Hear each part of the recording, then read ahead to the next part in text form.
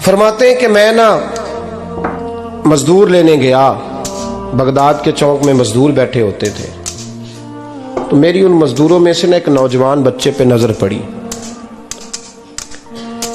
بڑا کمزور سا وجود تھا لیکن چہرے پر عبادت کا نشان تھا، ماتھا بتاتا تھا کہ نماز کا بڑا خیال رکھتا ہے۔ میں اس کے قریب گیا، چہرے بھی بڑا کچھ بتاتے ہیں نا، چہروں میں بھی بڑی رانائی ہوتی ہے۔ فرماتے ہیں میں قریب گیا، میں نے اس کو کہا بیٹے مزدوری کرو گے؟ تو کہنے لگا مزدوروں میں بیٹھا ہوں تو حضور مزدوری کے لیے ہی تو بیٹھا ہوں۔ تو میں نے کہا کہ چلو پھر۔ کہنے لگا نہیں میری کچھ شرطیں۔ میں نے کہا بتاؤ؟ کہنے لگا پہلی شرط یہ ہے کہ لوگ 4 دینار دیہاڑی لیتے ہیں، میں 3 دینار لوں گا۔ میں نے کہا یار بھائی تو بڑی بہترین ہے، باقی بھی اس طرح کی رکھ لے۔ اس نے کہا حضور دوسری شرط یہ ہے کہ میں آپ کی مکمل بات مانوں گا لیکن جب اذان ہو جائے گی پھر آپ کی نہیں سنوں گا۔ تیسری بات اس نے یہ کی کہ حضور میں آپ کے گھر میں کام کروں گا پر آپ کے کسی سوال کا جواب نہیں دوں گا۔ کہتے ہیں میں نے کہا یار تو بڑا عجیب ہے، شرطیں تو مالکوں کی ہوتی ہیں۔ کہنے لگا جی بہرحال میں شرطیں لگا کے جاتا ہوں۔ فرماتے ہیں میں اسے گھر لے آیا، کام میں نے اس کو بتایا تو جو کام مزدور سارے دن میں کرتا ہے نا اس نے 2 گھنٹے میں کر دیا۔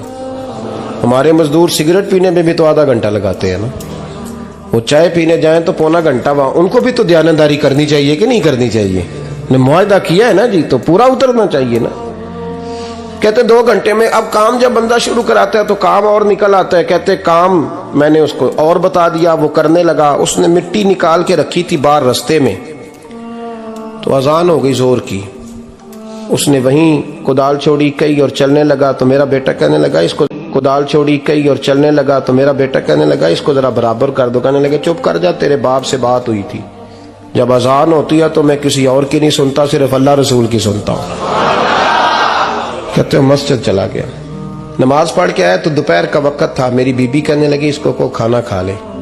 کہتے ہیں ہم نے کہا کھانا کھا لو، تو کہنے لگا میں نے روزہ رکھا ہوا، رمضان بھی نہیں تھا، نفلی روزہ رکھا ہوا۔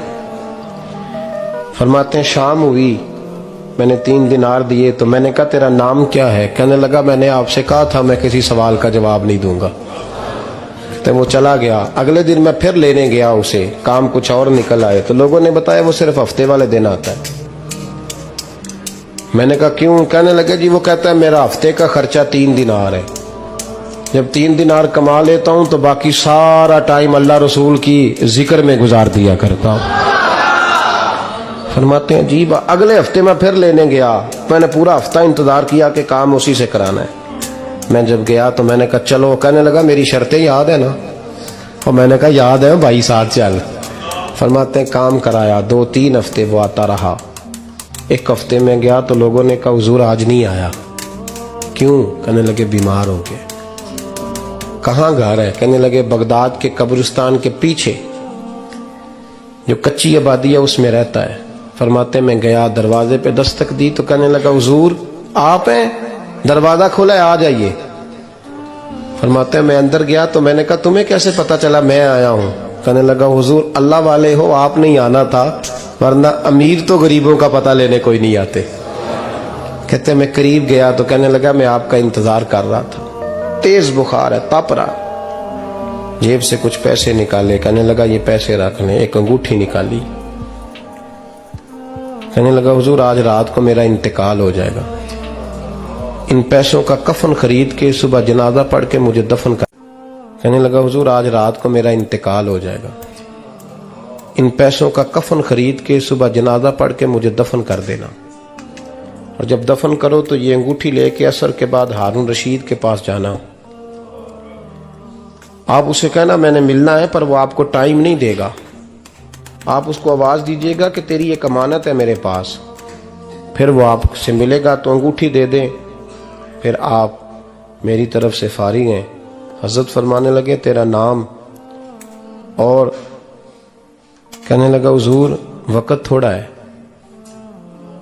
آج رات میں نے جانا ہے، بڑی لمبی معافی مانگنی ہے رب کریم سے، اگر مناسب سمجھے تو مجھے اپنے رب سے تنہائی کرنے دے۔ فرماتے ہیں میں آ گیا پر اس کی باتوں نے مجھے ساری رات سونے نہیں دیا۔ فرماتے ہیں صبح بڑی مشکل سے سورج نکلا، میں گیا دروازے پہ ہاتھ رکھا تو دروازہ کھلا ہوا تھا۔ اندر داخل ہوا تو خوشبوئیں میرا استقبال کر رہی تھی. جب چہرے سے کپڑا ہٹایا تو اس کا تو انتقال ہو چکا ہے, انتقال ہو چکا ہے. ایسے ہے جیسے کسی کا دیدار کر کے سویا ہے. کہتے میں تو 2 آدمی لے گیا تھا جنازے پہ, پر پتہ نہیں دنیا کدھر کدھر سے آئی, کہاں کہاں سے. اکھاں جدو میٹیاں زمانہ مینو روے گا, اپنا تے اپنا بیگانہ مینو روے گا, اپنا تے اپنا. اور میاں صاحب نے کہا تھا بعد مرن دے مکھڑا میرا ہو جاوے جے تازہ, پھر سمجھ لینا محبوب میرے نے آن پڑیا جنازہ. اور کسی اردو کے شاعر نے کہا تھا میرے مرنے پہ ہر سو شور مچ جائے گا دیکھو گے. اللہ میرے مرنے پہ ہر سو شور مچ جائے گا دیکھو گے, کہنے الوداع سرکار خود تشریف لائیں گے. فرماتے ہیں میں تو 2 بندے لے گیا تھا پر پتہ نہیں مخلوق کہاں کہاں سے آئی. جنازہ پڑا, دفن کیا. ہارون رشید کے پاس میں عصر کے بعد گیا. میں نے بلانا چاہا پر بادشاہ تھا, میری طرف دیکھا ہی نہیں. میں نے اس کو کہا تیری ایک امانت میرے پاس ہے. بلانا چاہا پر بادشاہ تھا, میری طرف دیکھا ہی نہیں. میں نے اس کو کہا تیری ایک امانت میرے پاس ہے. فرماتے ہیں وہ مجھے کونے پہ لے گیا.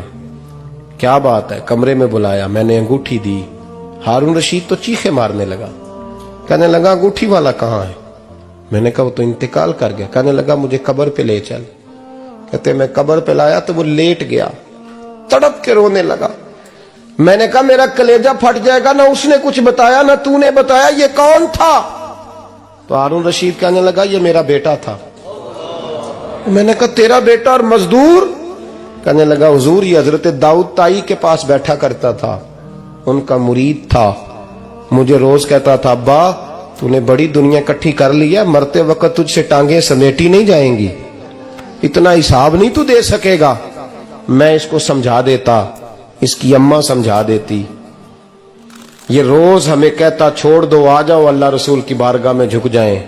ہم سمجھ. ایک دن یہ چلا گیا, کہنے لگا پھر تمہارا رستہ اور ہے اور میرا رستہ اور ہے. یہ سونے کی انگوٹھی غلطی سے اس کے پاس رہ گئی, غلطی سے ہیرے کی انگوٹھی چلی گئی.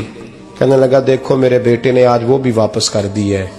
پھر تڑپ کے کہنے لگا ہارون رشید تھا تو یہ میرا بیٹا, پر میرا مرشد نکلا, میرا پیر نکلا. بھائی زندگی تو بڑی تھوڑی ہے نا.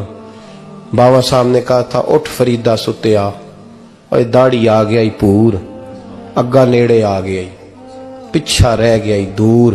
اٹھ فریدہ ستیا خلقت ویکھن جا, متے کوئی مل جائی بخشیا تے تم ہی بخشیا جا.